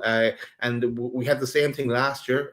He was in a bit of trouble. There was some doubts creeping in, and then he kicked us on and got us the League Cup and Champions League football. So This could be the catalyst to drive us forward, but I say it's all about this away form. That's the big thing that's holding us back. So I'm delighted for Eddie Howe and everyone involved, including ourselves, and we'll move forward with that. But we want to see what he does in the game against Everton, really. See what, and that's going to be a difficult game. Always is against Everton. They always give us a battle. I know they're not in Goodison, but in the Hill Dickinson, we'll see how this that one goes. So yeah, Howe win. Howe win, absolutely. And look, the one thing I'll say is that, you know, never doubt Eddie Howe. Eddie Howe has been here before. He's been in bad runs. There's been in moments where sections of the fans have questioned him, sections of the fans wanted him out, but he's always been able to provide a moment or provide a solution to a problem. And he has done that tonight in one isolated incident, in one game. It's about how can he now continue to do that. The one thing I said about Eddie Howe before the international break, after the Brentford game, is that Eddie Howe was not under pressure for his job, but he was under pressure to get results. Well, he's gone and done that tonight. He's gone and done that and got a result against a team and in a game that nobody really had us down to win. And he's gone and produced a performance. He's got his team to perform to get a big result on the board. But as is football, you've got to continue that on, and it moves on very, very quickly, as Eddie Howe will know. Great to have a Man City fan in. Said, well played tonight. You were the better side. So respect to you with that. Cheers, Ashton. Ashton, great respect to you. Like, we've always had great Man City fans on that have showed loads of respect. We have LB from obviously It's LB, but we also have another LB that's a Man City fan that comes in our chat regular, who's always very respectful. to Newcastle United. So big up to you guys. Look, shout out to Martin as well, who came on the big match preview. Make sure you go and just stop Liverpool winning anything this season. We'll do our bit. You do your bit. And as long as Isak continues to have stinkers, we'll be happy. That's do you know why he's doing so bad, Pete? Because this is my theory. I won't watch a Liverpool match now. And ever since I stopped watching Liverpool, the last Liverpool match I watched is when they played us, obviously. But yeah. I stopped watching them since, and it's been their downfall. So I'm going to continue not watching Liverpool. And if it comes to us playing Liverpool and they're still doing so bad, really badly, and Isak hasn't scored, I will consider not watching our game if it means we get. I'll take one for the team. Let's say if it could mean we get a victory at Anfield. So we'll test the theory. We'll test the theory. Keep it up, Daz. Whatever you're doing is working. That's for sure. And as long as those stinkers continue, we will be happy. Gene Esther says, Pete within round one. Yes, get your bets in. I'm glad you backed me, Gene Esther. He wouldn't last a second. I must check now. Is he a former boxer or anything like that now, Felix? That'd be really interesting. Very interested, yeah. But look, I'd still be confident. Just some little side comments here. One from Leowins. Como not getting Chow for 18 million euros is the miss of the season. Absolutely. What I will say on that is that deal was done and it was agreed, but he stalled the deal, and I think he stalled the deal because he knew Newcastle were coming. And yeah, Italy do some crazy deals with crazy prices with each other in club for club, but we always have to pay more. But that 30 million that we've paid with an additional 4 in add-ons looks like an absolute snip now, because for me, Malik Chow is a 50-60 million pound player already in this short period of time he's been at Newcastle United. Again, this boy was absolutely superb, sensational with the ball, without the ball, recoveries, physicality, and people are starting to notice it. And I've been saying to Potts for quite a while now on 12th Man, I've been saying, Malik Chow, proper player, watch him. And the one thing he said tonight, when he came back, he said, Potts, this is for us Newcastle fans, great result for Newcastle, congratulations. Malik Chow, wow, what a player. Other teams are starting to notice that now. Starting to realise how good he is. He is an absolute snip at £30 million. We have got a superb deal in place. But Malik Chow, Daz, share your thoughts on this monster of a man. Chow down. He is absolutely class. I think I said it a couple of weeks ago. The journalist we had on when we talking about Malik Chow last time, he did kind of sway me against him. But I kind of had doubts then when we were going for him again. But it's because we're talking about Scalvini, and I was talking about Osman Diomande, and we're talking about Lowe's and Mark Gay came into the picture again. But forget all them. This lad is absolutely unbelievable, and I love he's so calm under pressure, and the through balls he plays through, trying to find Nick Waltermaid, the relationship they have together as well. I'm all on for bringing in some more Germans into the team, by the way, as well, because these two boys have been class. But the greatest thing I can say about Malik Chow is I already think he's our player of the season. So the way he's going about it, it's his to lose. Absolutely. It just reminds me a little bit of how we were with Lewis Hall last season. Lewis Hall was head and shoulders above everyone else for player of the season. Unfortunately, he got injured. I touch wood, pray that we don't see that with Malik Chow, but he is hands down the player of the season so far with how well he's played. I don't think I've seen him have a bad game. Even if he's made one or two mistakes, he hasn't had a bad game. He still had a very good game. Even with that, he just looks a proper player. Haaland was in today. If he didn't make that tackle, Haaland was in for sure because you could just see him winding up. He would just get past him. He'd pull the trigger, and no Pope or whoever was in goal wasn't going to save it. But so it was a perfectly timed tackle in the box as well. So well done, Malik Chow. And this is what we've been calling for, even like the last 2 seasons before we signed for the club, is that we've got very good defenders in Shaw, Botman, and Burn, but we miss that pace, that raw recovery pace that makes a difference. And look, just adding that to our team just adds another dimension. We got it from we have it from Tino.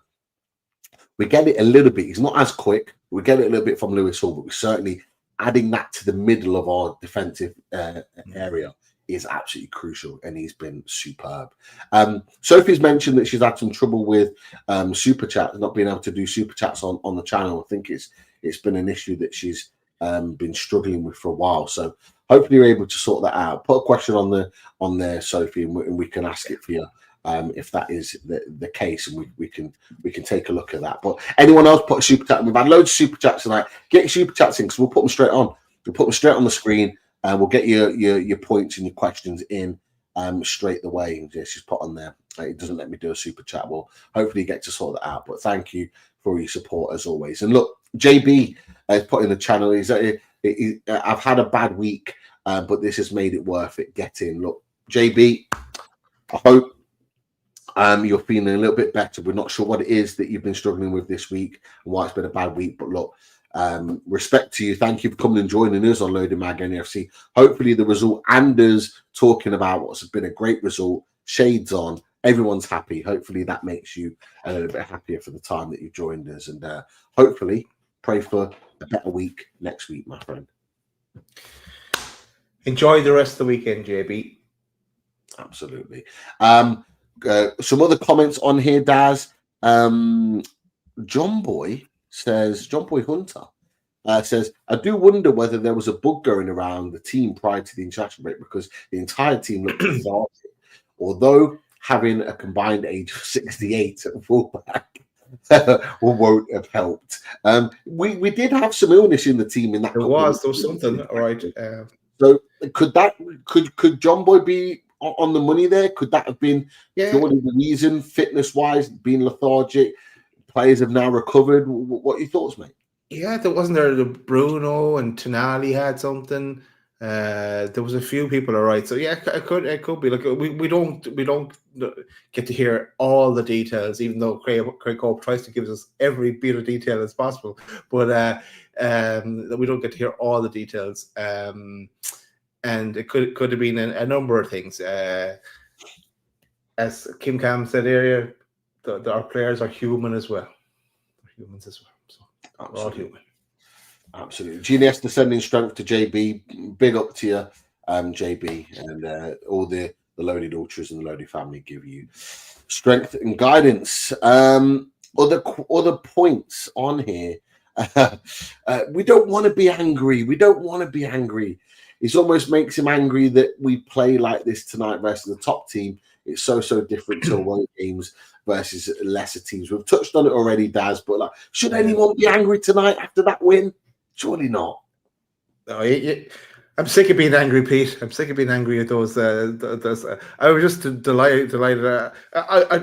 I say it again. I was not expecting us to be coming on for a victory show tonight. I thought a victory for us would have been getting a draw, or if we had lost, but we put in a really good performance. You could see signs then of us trying to kick on, but to get the victory is just like, yes! Let's go into the weekend, enjoy the rest of it then as well. So yeah, don't worry. There'll be plenty more times, Dexel, to be angry. This is not one of them. This is definitely not one of them. That is for sure. Michael McIntyre, big up to you. Member for 5 months. Thank you for becoming a member.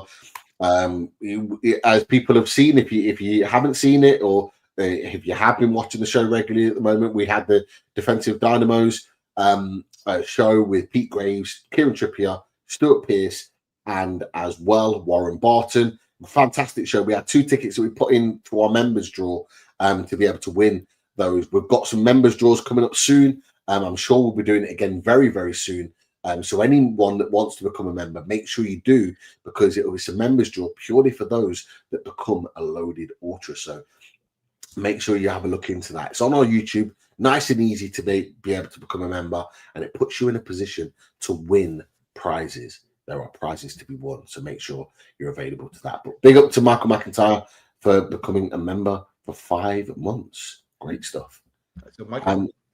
As well as that, Leo mentioned this as well. Do we still need a formation change?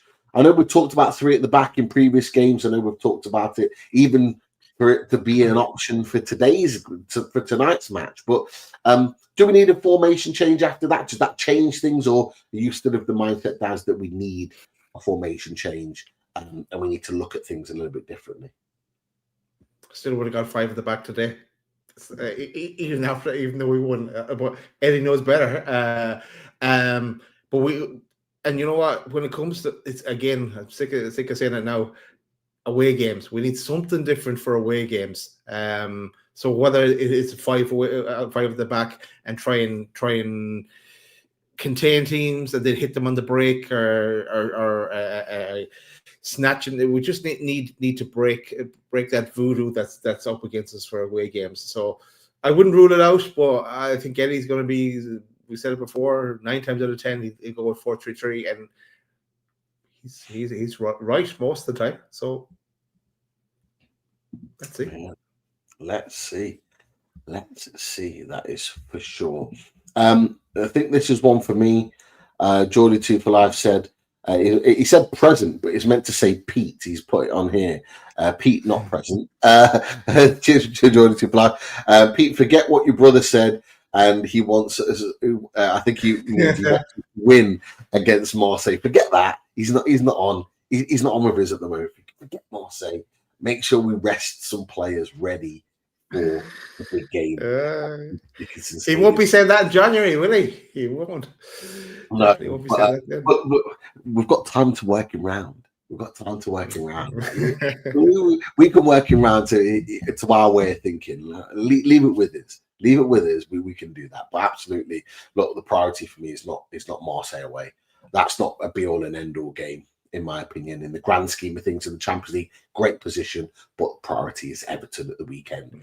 Can we go and get another win? And if we can, that will be a huge week for Newcastle United. So thank you for that one. Not that it matters to his dad either way. I mean, maybe for me slightly. Barnes for England or Scotland? I have to say, Daz, I don't know if you saw his interview after the game on Sky. I didn't like the interviewing on it. I didn't like it. I didn't see it. I'll answer that question first, though, and I'll talk about the other bit afterwards. For England and Scotland, doesn't really affect you in any way. But what I will say is that would it help Barnes' game playing regular international football? Maybe is a different question to you. I'm just looking into the Barnes family tree there just to see if he's any Irish heritage, because we could do it and maybe do it. That's what used to happen in Ireland actually growing up. If we qualified for a tournament, then we'd automatically find a few new players. So that was pretty good. But Barnes, he's 27. Look, for him, it would be great for him to play a bit of international football. I hope we wouldn't have the same kind of issues then like we do with other countries sometimes. But he has 1 cap for England, but was that a friendly? I believe so. I believe it was. Yeah, I think he's got 1 cap. It was. Yeah, I think it was a friendly game. Can't remember who. Yeah, it was against Wales in the 2021 season. Nations League match. So yeah, so he's still potential to play for. But I don't really care. Once he's playing for us and he's doing really well, but for himself, he might like to play international football. But I'd say he sees himself as being English and wanted to play for England though. Yeah, absolutely. Look, I actually think it wouldn't be the worst thing in the world him building up to World Cup, playing international football. Yeah, I think it would keep his edge on him. I think he's got something to work towards. I don't think it would be the worst thing. I didn't like the questions on Sky. It I think it took away from the Newcastle win. If I'm being honest, I think they were. Anyone that watched it, tell me if I'm wrong. If I'm wrong, fine. I got the feeling that rather than talking about a fantastic performance from Harvey Barnes and a superb win for Newcastle United, they were almost trying to chase a story.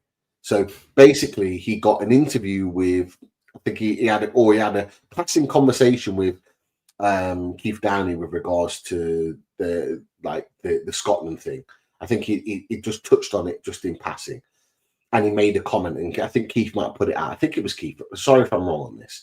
But he had a conversation with somebody. It was put out that Scotland potentially could have been a thing and maybe still could. So it's obviously got tongues wagging in the media. I think the presenter today and the people in the studio, so Michael Richards and Jamie Redknapp, it looked like they were trying to chase a story. They were trying to get an exclusive. And I think the interview completely took away from the fact that you could tell that Barnes wanted to talk about how good the game was. He wanted to answer questions on his performance and how big the win was for Newcastle United. And you could see he was awkward with it. He felt awkward, and you could see it in the interview. Like he never really answered any one of their questions about Scotland. He kind of just smiled and kind of like put his head down and like was waiting for them to ask the next question. It was really awkward. I just thought it was really poor. Because the emphasis should have been on Harvey Barnes and how good he was and Newcastle United's win. Like, if that was Man City, they'd be talking about how great the win was and if they're going to be fighting for the title and all this nonsense. I didn't like how they handled it. But look, I do think international football would be good for him. I don't think he's going to be anywhere near England, if I'm being honest, unless he continues this form between now and March. He might be ahead of Gordon in this race. But yeah, I just didn't like it personally. What is it with journalists? Even Frank Chippa, he was putting out that Harvey Barnes is John Barnes' son, and he could potentially play for Jamaica. But let's not go there. Well, they if that's the case, and I don't know it's not, but if that's the case, then boy, do they need him because they should have been going to the World Cup, Jamaica. They should have been going to the World Cup and they're not, and it's a huge disappointment for that part of the world. Isn't Steve McLaren their manager? No, he quit straight after the game. You know what? It was really sad because they were playing that. I think they played against one of the lowest ranked national teams, and they needed to win. And I think they might have been at home and they drew 0-0. I think they were at home and they drew 0-0, and it was horrible because like Steve McLaren's actually done a decent job there, and he's kind of rejuvenated himself. He's actually done a decent job there, and he apparently I've not seen the press conference, but the press conference after the game he was in tears, like he was crying, really upset, and he kind of relinquished his position. I think they've still got a chance. I think they might be in some sort of playoff. I could be wrong on that, but I did read something like that the other day. So there is still a chance. But anyway, Barnes isn't playing for them, so it doesn't matter. It doesn't matter. I'm glad it wasn't the only one. Conrad said Peter was very awkward and Barnes wanted to run. It did feel like that. It really, really did. It was such an awkward interview. I don't expect you'll see any reruns of that interview on social media because it was very awkward. It was really poorly organised by them. I have to say. Other comments as well. There's a few others. Daz, we might have to get some work done here because Sophie B is saying Geordie Tune for Life for mod. Adding some mods to our team. Geordie Tune for Life for mod, and not just Geordie Tune for Life, also Friday. Long-lasting members of the channel, long supporting members. Always here for every show. Great supporters. So yeah, you know what? That is a good call. Yeah, might have to do some work with that one. Thank you, Sophie. You know what? While we're chatting, I'll see can I make that happen. Absolutely. Carry on. Whilst people are there, let's get us to 150. We might already be there. This was a few minutes ago. We were about 10-15 minutes ago, only 11 away from 150. Let's get to 150. We've got nearly 200 in the chat. Let's get us to 200. Come on, people. You know it makes sense. Let's get us there. Thank you, Geordie. Jeannie Esther, for always pushing it along with Sophie as well. Friday says Haaland can stay in his pocket. only let him out to the World Cup. That I think that's in relation to Malik Chow. Are we surprised as how quiet Erling Haaland was today? He never really has a good game against Newcastle. So I'm surprised. Yes, because the way we're playing. Like still have him as my captain of my fantasy football team, and I didn't change that. But delighted he didn't score, and he'll kick on again. The next game, he'll be even more determined. It could have been good as well. That there was an international break that we got him coming back after that. So I'm not surprised. Yeah, he has.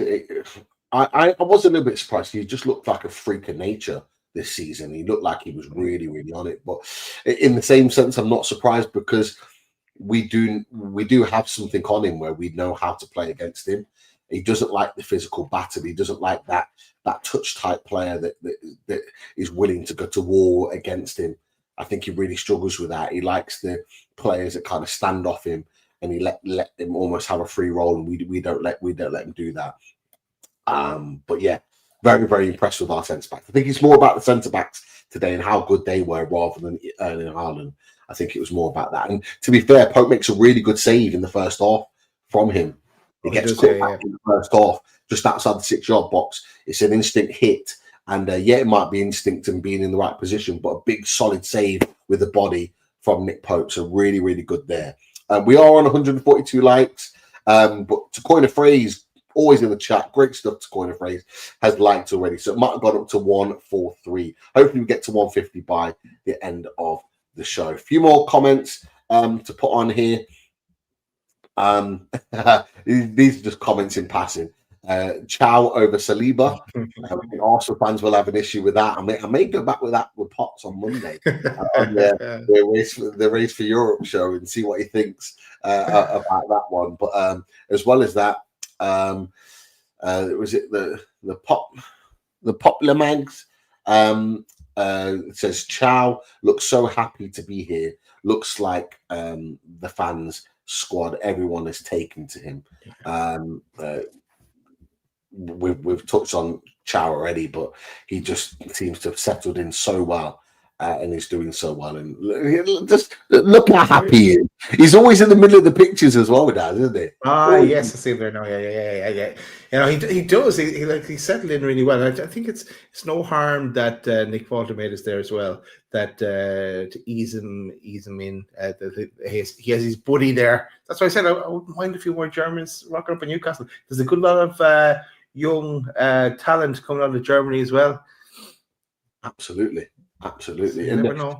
Iniesta talks about when we had Schiavone, the Milan journalist, on. Yes. He said Chow was very up and down for Milan, always had the attributes, but switched off mentally at times. Well, we haven't really seen that at Newcastle. He's been very, very good. No real lapse in concentration and sort of long may it continues. But good observation there from Iniesta and going back to previous shows that we've had with journalists. That's what I've been referencing before, Iniesta, that he did kind of put me off with those comments, but Jesus, he's unreal for us. So it's been a bargain. He has. Long may continue.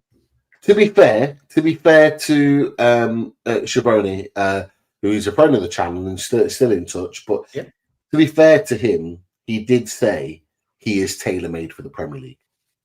He did say that. Yeah. He said he's very well suited his style to the Premier League, and we're reaping the rewards for that. That is for sure. You've got a request here, Daz. Please Photoshop in Pete's head on the man in the background of the Congo picture. I don't know about that. I don't know about that. You know why? I don't want to be too close to this man. Because I'll end up recreating the charity boxing match. That could go south if we start doing things like that. So yeah, let's see. I'll keep it in mind, Freuden. Remember, you're now a mod as well, so I just need to sort out Joelinton for life now on his birthday as well. So once I find his name in the system here, I'll set up Joelinton for life. That's a little birthday present from us. Freuden says thanks. It's an honor. You can see the spanner next to his name. He is there, up and running. Great to see. Great to see. Someone just let us know how many likes we're on right now, what we're sitting on currently. We'll give another push before the end. A couple of comments to go through. This one's interesting. I'm going to go back to LB on this one. LB dodging loaded mag this season. I might go back to him on that one. Dodging loaded mag, yeah. Martin was sent in instead to do the previews. The LB's opinion, from what I've seen in the chat, yeah, it's down to their poor finishing. They didn't win. What about Donnarumma and all the saves that he pulled off on Nick Voltermate? That's at least 3. That's what I'll be asking him on Monday. But he said it's down to their poor finishing. He even referenced. He said Darius Vassell would have scored a hat trick. These are the words of LB. He said Darius Vassell would have scored a hat trick against Newcastle today. Just letting you know. No, he's got a point with Foden's one. He didn't, and the other one where this was before that, actually, the one where Shar got a tackle. He missed that as well. So he had two pretty bad misses did Foden today. No, not having it. And don't let him get away with that. This is deflection, Pete. Yourself and Wolfie better be on fire. Tune in for that 12th man on Monday evening, guys, as well, because that will be one to watch. We will. Mark says, LB, dry your eyes, mate. We are currently, I don't know if we're at 149 or we're at 166 incoming. I'm not sure which one, but we are very close to our target. And that is for sure. We are very, very close. David said, what a day for the Alliance. It's time for Pete and Wolfie to do some serious deep frying on Monday. Daz just said that. We will be there. We'll get the oil. We'll get the seasoning. We'll start cooking and going for certain individuals in the chat. Do not worry about that. And look, lastly, in terms of the comments, from what I can see and what we saved, Liverpool. I saved this one from Sophie. Liverpool slapped. The Mackhams lost. We beat City. What a great weekend. Gin it is. Woo-hoo. Get the gin out, Sophie. Get the gin. I got the brandy out. Go on. Sore heads tomorrow. Sore heads. I'm only on water at the moment. I'm out of water. But I have to dip into something else later on. But that is it for tonight's show. Thanks for joining us and taking us through the game. We'll be back during the week. So keep an eye on that. We have Champions League midweek and then into... We'll try. We're working on it. We'll see how we go. And hopefully we have Chris Hall back with us as well. So let's end with this one. Make sure you smash the like button on the way out. It's hype as well later. And for Eddie on the turnaround. And the reset from the team. One thing left to say. How'd you like that? See you in the next one.